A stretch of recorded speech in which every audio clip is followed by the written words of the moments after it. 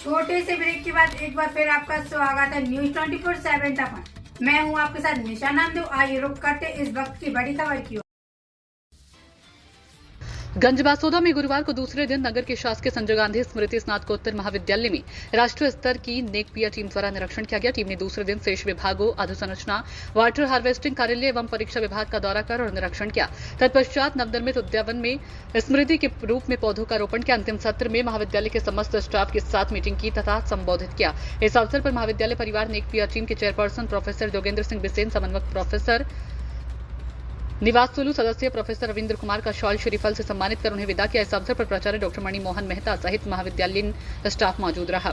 News 24/7 तक के लिए गंजबासौदा से ओम प्रकाश चौरसिया की रिपोर्ट। मैं मानता हूं कि वैसे काफी अच्छा काम है, क्योंकि ये कॉलेज का 3rd साइकिल, इससे पूरे 2 साइकिल हो चुके हैं इस महाविद्यालय के।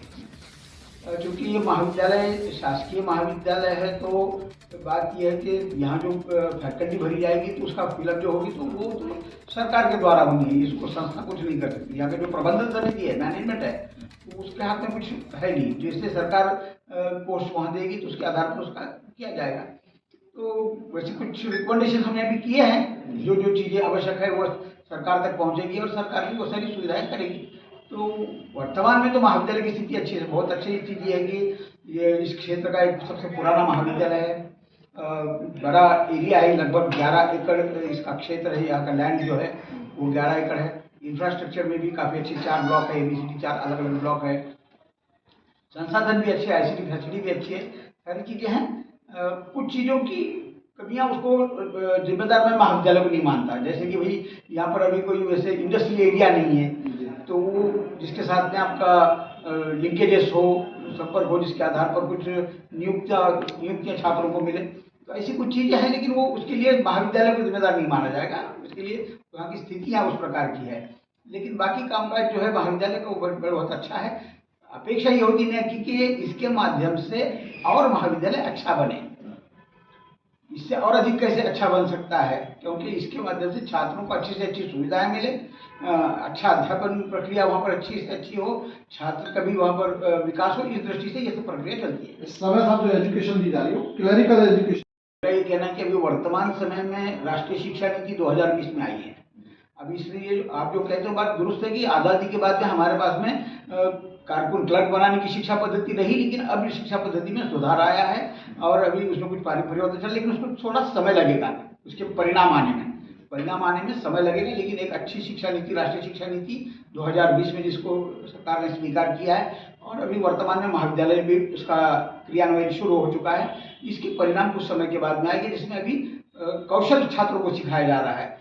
बहुत सबसे बड़ी बात यह है कि छात्रों का आत्मविश्वास बढ़े, कॉन्फिडेंस। आज तक अभी आपने जो क्लर्क की शिक्षा पद्धति बताई, उसकी ये स्थिति रही कि बस उसको कक्षा में केवल इंफॉर्मेशन देना, जानकारी देना, उसने वो रटना है, कक्षा में ग्रहण करना है और बाहर जाकर उसको वमन करना है, उल्टी करना है उसकी परीक्षा में जाकर।